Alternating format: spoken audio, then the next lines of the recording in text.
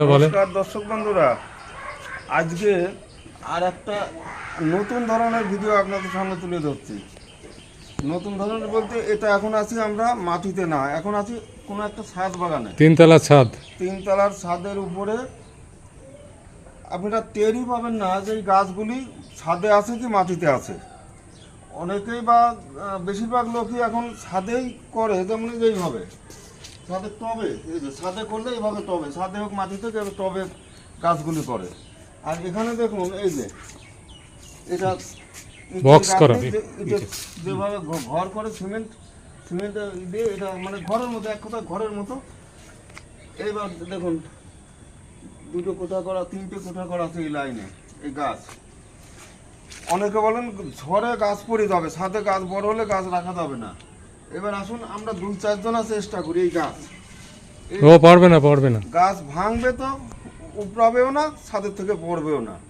তাহলে যাদের একটু বড় জায়গা আছে বা পয়সা করি সমস্যা নেই, তারা এইরকম চেষ্টা করবেন, আপনাদের গাছও ভালো হবে আর গাছ নিয়ে কোনো চিন্তাও করা লাগবে না। আচ্ছা এই দাদার এই যে ছাদটা, এই দাদা নমস্কার। আচ্ছা আপনি দেখছি, আমি তো চিনি না, আমার এই আজকে আজকে তো আপনি প্রথম এলেন বা সাক্ষাতে হলো আজ প্রথমে, কিন্তু আপনার তো ভিডিও বহুদিন ধরে দেখছি মা অন্নপূর্ণা নার্সারির, যে আপনার যে কর্মকাণ্ড। তো আমাদেরও শখ আছে, জায়গা নেই কিন্তু ছাদের পরে এই পরিসরে নিজেরা করেছি। আচ্ছা, কিছু গাছপালা লাগিয়েছি। তাহলে আমি তো জানি, আমি শুনেছি আপনি ডাক্তারবাবু, আপনি চিকিৎসক। হ্যাঁ, আচ্ছা, আপনি মানুষের চিকিৎসা করেন, কিন্তু আপনি যে এই গাছগাছালি আছে চাষির কাজ, তাহলে এই অভিজ্ঞতা আপনার কি করে আসলো? এই অভিজ্ঞতা বলতে গেলে এটা আমাদের ছোটবেলা থেকেই বাড়ির পরিবেশ আবহাওয়ায় দেখেছি। আমাদের বাড়িতে চাষি এলাকায় বসবাস, সবকিছু করার অভ্যাস আছে। এবং গাছের প্রতি তো আমাদের একটা টান সবসময় রয়েছে, সবুজের মধ্যে থাকা। এই জন্যই এই ব্যবস্থা করা। এবং এটা করতে গেলে আমাকে অনেক পরিকল্পনা করে করতে হয়েছে। আগে যেমন এই ছোটো ড্রামে আমরা করতাম, ড্রামে পর্যাপ্ত জায়গা পায় না, গাছ বৃদ্ধি কম হয়, পড়ে যাওয়ার সম্ভাবনা থাকে। তাই আমি চিন্তা করলাম এইভাবে একটা বড় সড়ো বেড করে, পাকাপোক্ত করে বেড করে সমস্ত গাছগুলো লাগিয়েছি। এবং তাতে দেখা যাচ্ছে যে গাছগুলো অনেক বেশি বাড়ন্ত এবং তাদের পুষ্টির অভাব নেই, চেহারা অনেক ভালো, এবং ঝড়ে পড়ার তো কোনো প্রশ্নই আসে না। এবং এবার যে আমাদের প্রত্যেক গাছে আম হয়েছিল, প্রত্যেকটা গাছে 30-40-50টা করে আম হয়েছিল, অনেক ভালো ফল সব কিছু। তারপরে এই যে পাশে যে সবজি ক্ষেত্র রয়েছে, এই যে সবজি সারা, মানে আমাদের তো এখন সবজি খাওয়ার লোকই নেই বাড়িতে। হ্যাঁ, করলা উঠে গেছে, এখন ওই বেগুন, ধুদুল, লাউ এগুলো আছে। আর ওপাশে যে লেবু বাগান আছে, সে তো প্রচুর লেবু বাগান। আমার বাড়িতে 12টা লেবু গাছ। আচ্ছা, সে লেবু দেখাচ্ছি, বা এই জন্যে আমি বলবো যাদের ছাদে করার মতো জায়গা আছে আপনারা চেষ্টা করবেন। সবজি কিন্তু সবারই দরকার হয়, সবারই লাগে। কোনো সময় সবজির এত দাম হয়, কিনতে গেলে একদম মানে মাথা ঘোলা হয়ে যাবে। তাহলে এই সবজিও পাচ্ছেন ছাদে। আর এই রকম ফলের গাছ এখন অনেকেই ফলের গাছ ছাদে করছে, নিশ্চিন্তায় করবেন, বাজারের দিকে যাওয়া লাগবে না, আপনি ইচ্ছে মতো পাবেন। আর আসুন এই বাগানে মানে কি কি আছে, এমন বেশি কিছু নেই, তবে যা দু চারটে আছে এখন দেখে নিন। অনেক কিছু শেষ, এইগুলো তো ঘুরিয়ে যান, আপনি যান। দাদা দেখান আপনি এদিকে কি কি আছে।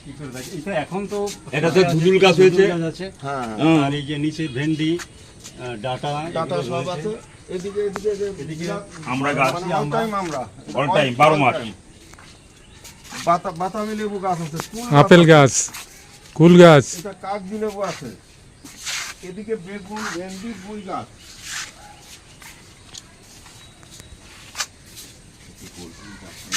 লেবুটা দেখুন। তারপরে এদিকে এই পাশে এই লাইনটা পুরো লেবুর রো, কাগজি লেবু, 12 মাস লেবু থাকে। কি রকম আগে দেখে নেন, এদিকে আসুন।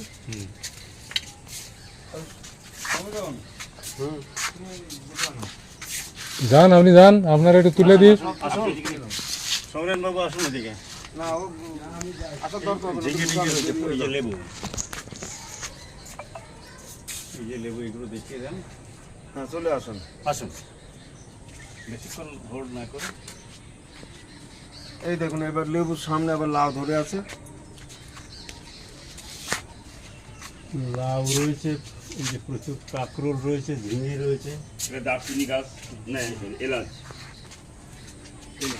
এলাচ। এখানে গন্ধরাজ লেবু।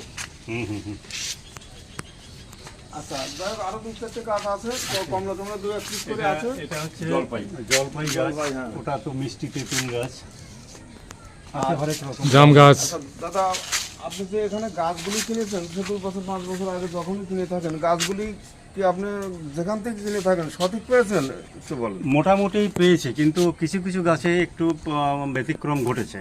সেই জন্যই তো আপনাকে উদ্দেশ্য করে আমার বাড়িতে আনা। আচ্ছা। যে সঠিক সায়ন দিয়ে মাল্টিগ্রাফটিং করার জন্য আপনাকে এনেছি, এবং সেটা সঠিকভাবে আপনি করেছেন। এবং আমি সবাইকে বলতে চাই যে যাদের এই ছাদ বাগান করার শখ আছে এবং সুযোগ আছে, তারা ইচ্ছে করলে আমার এই দাদার সঙ্গে না, আপনি না, যোগাযোগ করুন। আমার সঙ্গে যোগাযোগ করলে আমি সময় পাবো না। আমার মতো আর যারা আছে, সেই, যারা কলম টলম করে হ্যাঁ, তাদের সঙ্গে যোগাযোগ যেহেতু করে। আপনার সঙ্গে আমার পরিচয়, তাই আপনাকে বললাম। আমার সময়ের অভাব, পারতাম কিন্তু সময়ের অভাব, এর জন্য আমি পারবো না। তা এই দাদার কিছু গাছ এখানে নকল গাছ বা চেনার উপায় নেই এমন গাছ কিছু ছিল, সেখানে গাছগুলি একেবারে নষ্ট করে ফেলবে, এখানে মাল্টিক্রাফটিং করে নিল। হ্যাঁ, তাই। একেতে মানে একই গাছে 5-7 রকম আমও হয়ে গেল, আবার সেই হ্যাঁ, সেই। অচল গাছটা চলও হয়ে গেল। আপনাকে অনেক ধন্যবাদ দাদা এই কষ্ট পাওয়ার জন্য। নমস্কার। নমস্কার। আচ্ছা, দর্শক বন্ধুরা, আজ এখানে এই পর্যন্ত রাখছি। নমস্কার।